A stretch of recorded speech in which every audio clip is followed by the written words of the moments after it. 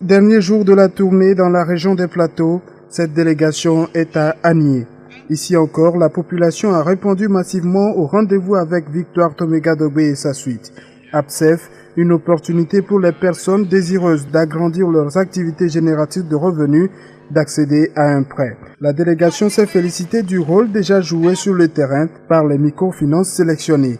Les prestataires de services financiers, notamment les institutions de microfinance qui ont été sélectionnés pour accompagner l'APSEF, font un travail remarquable sur le terrain. Elles ont compris le travail de sensibilisation préalable, l'identification des groupes solidaires, la formation des groupes, et aujourd'hui je peux réellement saluer le professionnalisme de toutes les institutions de microfinance qui ont choisi d'accompagner le gouvernement togolais. Ces femmes revendeuses ont également reçu la visite de la délégation. Toutes n'attendaient que ces prêts.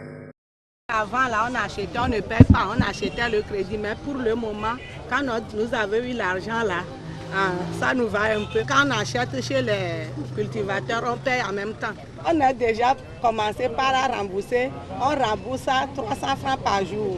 Puis, la délégation a mis le cap sur Elavagnon. Au-delà de la joie d'accueillir la ministre Toméga-Dogbe, ces hommes et femmes ont apprécié le message. Et forcément, à la fin de cette visite, c'est un bilan positif.